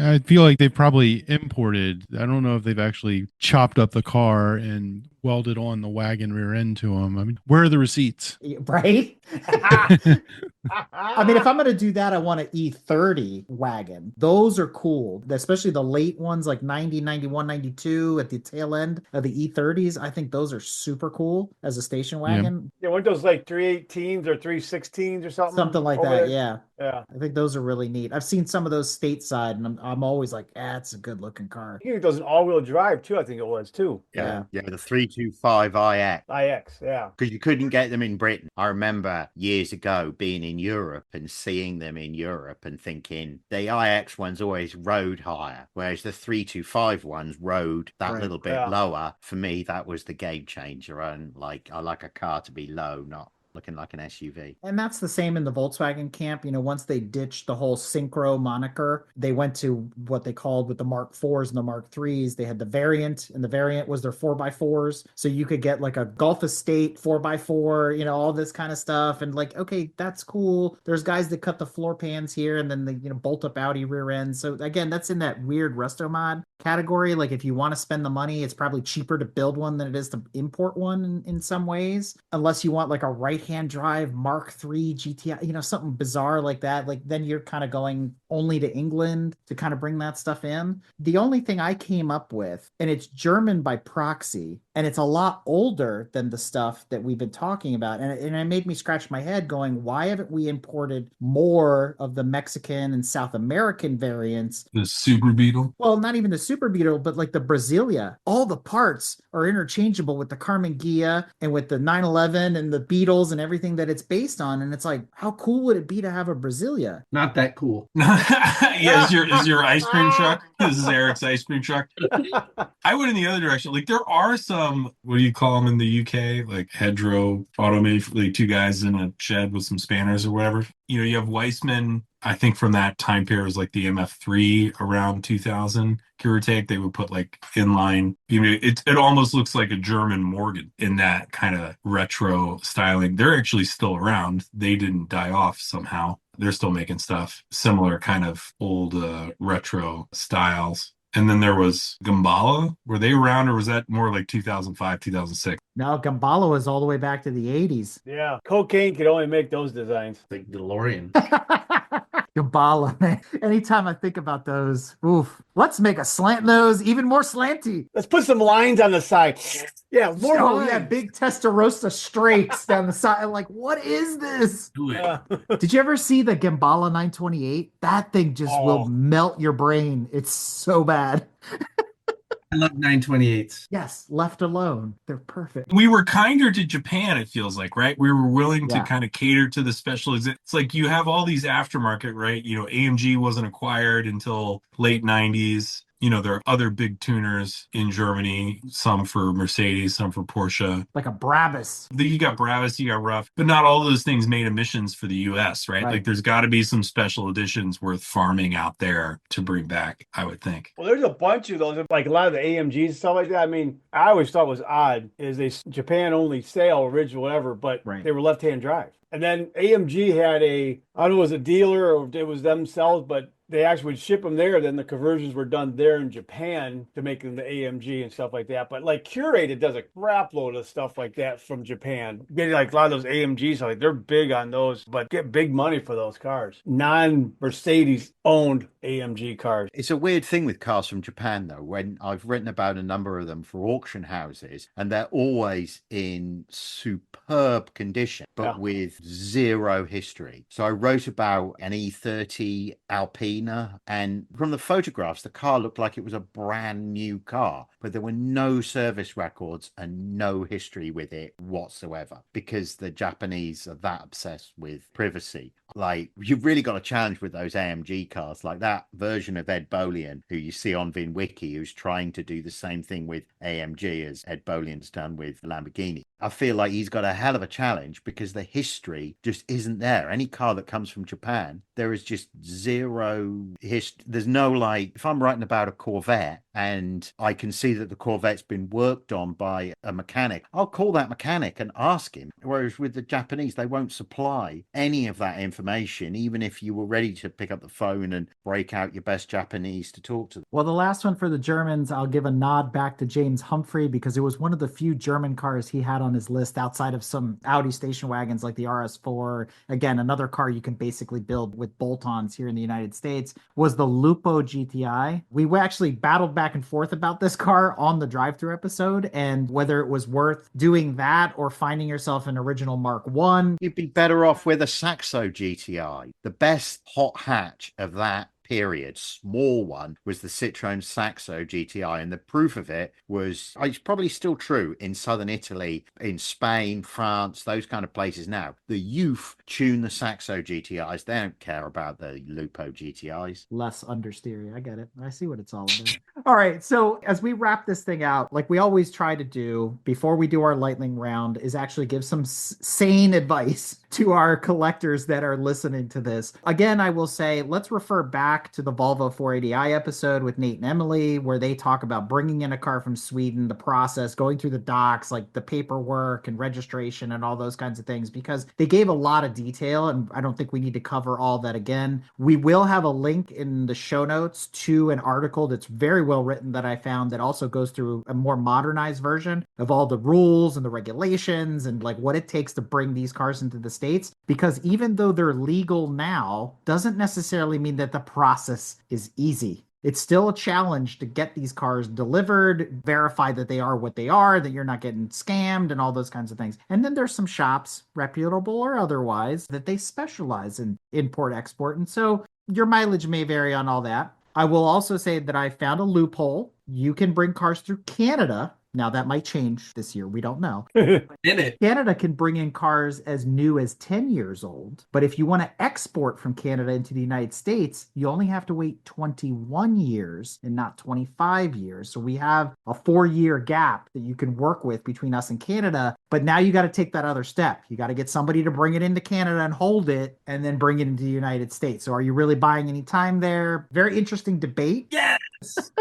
But the reality is the hardest part in this process, and William, maybe you could talk to this, is registering, insuring, and getting parts for these cars. It's almost like buying an exotic. Yeah, bring it in. You're going to have all your hurdles and stuff you got to jump through. I personally try not to get involved in that aspect of it. I'll try and steer them to something whatnot because I just don't want the liability. So it's not something, again, it's kind of the same thing like with transport, everything like that. Here's some ones you could call if you want. I'm not recommending them, say yes or no to any of them, but here you go. I don't want to have that involved because something goes wrong and everyone's looking to blame someone else. Hey, it's your fault, your fault. I always recommend going to a specialist companies, not trying to do it yourself. I mean, unless you want to start doing it multiple times and, hey, learn the process, spend the money, a few extra dollars, and have it just brought in, have them do it all. There's actually Cars International, the shipper. There's some in there that will actually do from door to door and all your pay, everything, doctor the whole 9 yards, shipping it the whole 9 yards. Not just, hey, once you get here, then they'll handle it. I mean, they do everything. So once it hits the port, then it's in, then they ship. They do it all. These companies starting to get more one-stop shop because that's what people want. They don't want to be calling 5 different entities to try and get a car in here. So like, I just want to make one phone call. But again, it's like reputation, whatnot. Any company, they're always going to have a hiccup here and there. Won't go smoothly 100% of the time. Let them do it because that's what they do on a regular basis. I don't say, oh, use this or do this.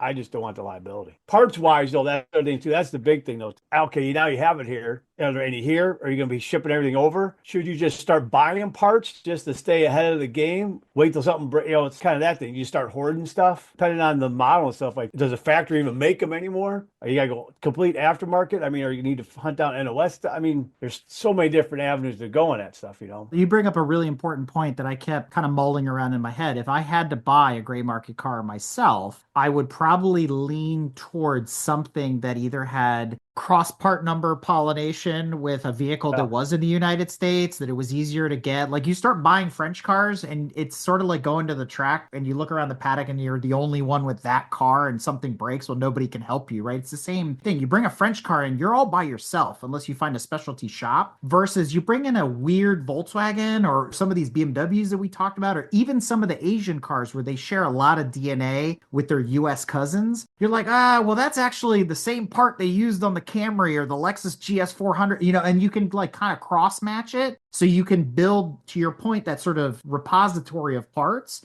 without having to bend over backwards. But you bring in something really oddball, you're in exotic territory where it's like, go find a fabricator because you're on your own. Yeah, you're gonna be spending 10 times as much too. That's the other problem. But again, it's one day if you hoard it and then something happens, then you got a nice little savings account because then you could start selling stuff for a nice markup. Look at the price side of stuff, right? So our import-export startup guys, John, Chris, and especially Mark, you've been looking at BAT and some of this. Where do you think people should be putting their money? Should it be into the Asian cars, something from mainland Europe, Australia? Where do you think the best investment is? Sure. From an investment perspective, you got to ride the demographics. And so as your millennials move into their peak income, they haven't gotten there yet.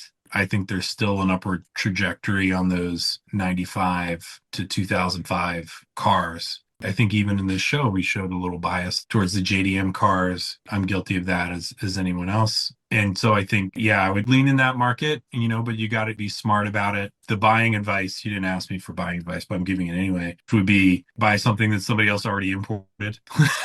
that would be find somebody who was super passionate and super in love with that car, and for whatever reason they have to get out of it now. It's really unfortunate that they have to get out of it. That's the best car to buy. It takes a while to find those. You got to look for a long time, but that would be 100% my advice. Chris, what do you think? Where would you put your money? I think there's some edge cases, and we talked about a few where there's kind of a car that's relatively unknown, but when you bring it over, it would really catch attention, like that Venturi or something like that. I mean, that's probably not a great example because they're super rare, but I'm more thinking about what's going to get the biggest crowd at Cars and Coffee and less about the money side of things. And again, this shows my own personal taste, but it's like I'm all for modded or upgraded race car style, especially the Tommy Mäkinen, especially that one. That's an awesome car. That's a cool car. I think they're very impressive and they're very authentic. I just think there's a real connection with the racing lineage from which they came. It's where those win on Sunday, sell on Monday kind of vibe. And I really relate to that. I really feel like you're not getting the car that's on the track necessarily, but you're getting something that's extremely evocative of that and lets you have those little fantasies. Whether it's rally cars or touring cars, anything in that vein, I think is where I put my money. All right. So John, as our import-export expert, how about some fatherly advice for our listeners? Where would you put your money? Are you siding with Mark and Chris about kind of sticking with the Asian domestic market? I definitely like the idea of reducing the hassle and buying something that somebody else has already had all the hassle doing. I mean, that's like the whole thing of instead of buying a project car, you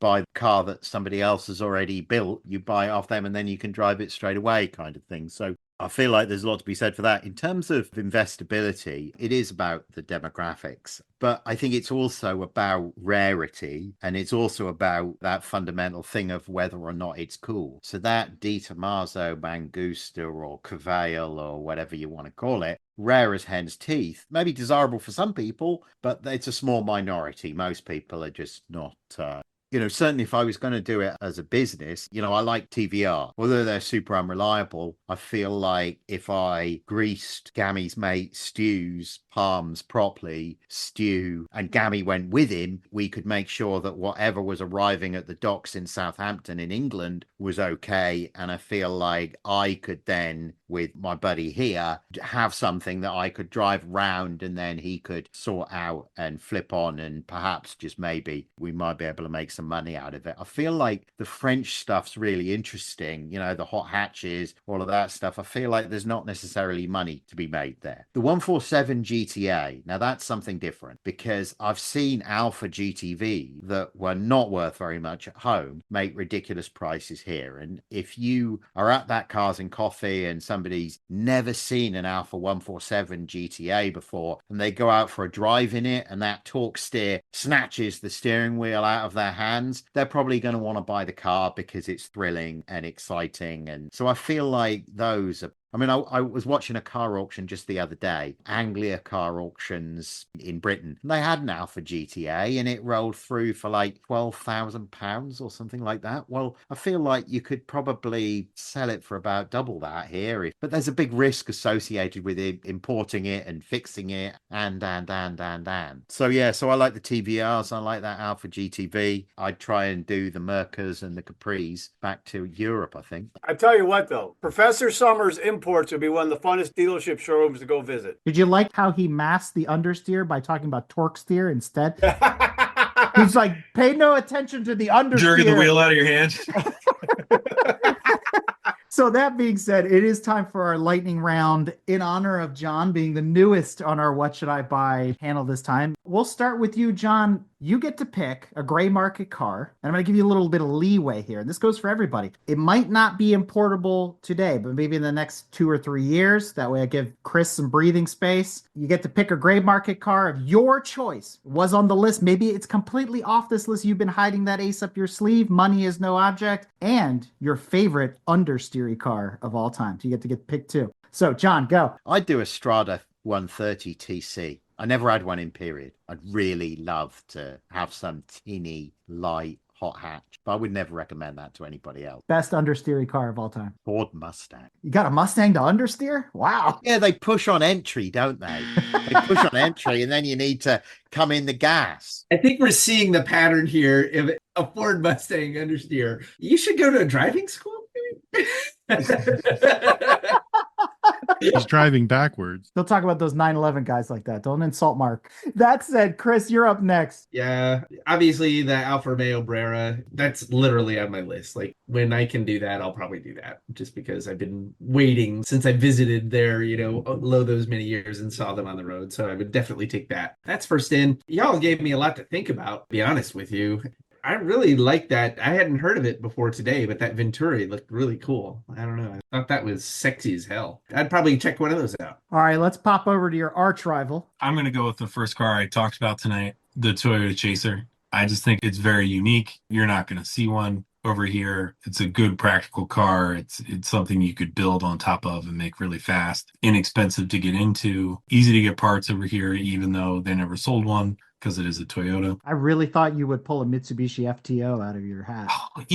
My favorite understeery car was my 1998 Eclipse GST. That car was a lot of fun and very, very understeery. William, money's no object. You're buying yourself a gray market car. What is it? Probably an E36 M3 GT. Ooh. One that won't be for another, 2 years? E46 M3 CSL. Yeah. Understeery, I don't know. Any front-wheel drive car is pretty much all understeery. Anything older than 10 years old front-wheel drive is going to be understeery. Writing them all off like John. Yeah, those are the ones I'd look at. Bradley, what you got for us? What are you buying? I'm kind of digging that Lotus Carlton. Either that or any early 2000s Land Rover Defenders. Yeah, we didn't talk about those too much. I love those. No, I'm looking at one right now. It's a really cool, it's a Defender 130 double cab pickup truck. I mean, that's super unique here. I mean, we've never seen one here. It just looks really, really badass. It's really well done. And then understeery car, I mean, any stock Mark IV Volkswagen is pretty damn understeery before Eric dials in the suspension, and then it's very oversteery. 100% oversteery. Go completely the other way. Yeah. All right. So for me, I've been hiding one right here, right in my sleeve. It is my extra ace. I only have to wait 1 more year. I'm going to give a nod to my sister, couple other people, because I think they would buy one of these too. I would have in my garage. It only came in silver. It only came with a roll cage for interior, and that's the 2001 Beetle RSI with a 3.2 liter VR6 and all-wheel drive. That's the precursor to the original Golf R. Those things are awesome, and that's what I would have as my gray market car. And in terms of understeery front-wheel drives, the worst front-wheel drive car I ever drove was my grandfather's Auto Bianchi Y10, which is the Y10. It had the skinniest tires on the planet, the worst suspension, and the most wheel deflection I have ever seen, that I literally curb rashed the wheels from its understeer. That's how bad it was. Complete rollover. Absolutely horrible, horrible handling car. There you have it, folks. Yet another What Should I Buy in the bag. So, Brad, take us home. From JDM icons to forbidden European speed machines, we've explored the thrills and potential pitfalls of bringing these once unattainable cars to U.S. roads. Whether you're dreaming of owning one in the middle of an import process or just love the idea of these automotive unicorns finally getting their moment stateside, the adventure is just beginning. And if you'd like to continue the conversation or expand on some of the topics here, don't be shy. Check out our Break Fix Discord, where you can get in contact with the panelists you heard here tonight. And I want to thank all of our panelists for another great What Should I Buy debate. Sorry, Don Weberg, we ran out of time. We'll have to have you on next time, and good night. And with that, gentlemen, I can't thank you enough for returning yet again for an evening of frivolity. And seriously, thank you for coming back on, sharing your thoughts, and I look forward to seeing all of you back for yet another What Should I Buy. We got some others lined up for the season. So thank you again for sharing your wisdom and your comic relief. Careful with that understeer. Next time I come through, head south, I'm going to drop in on you, Jonathan. I'd like to meet you properly, Chris. Thank you. Great. Thanks. And thanks for the invite, fellas. Appreciate it. Thanks, man. It was a lot of fun. Ciao.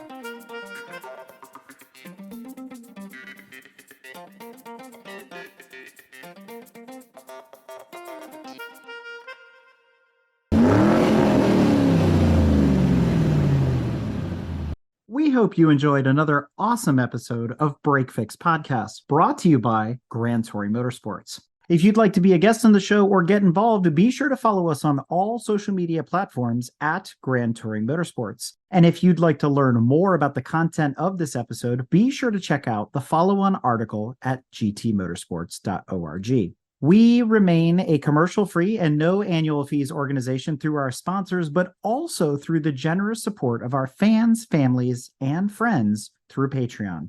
For as little as $2.50 a month, you can get access to more behind-the-scenes action, additional pit stop minisodes, and other VIP goodies, as well as keeping our team of creators fed on their strict diet of Fig Newtons, Gummy Bears, and Monster. So consider signing up for Patreon today at www.patreon.com/GT Motorsports. And remember, without you, none of this would be possible.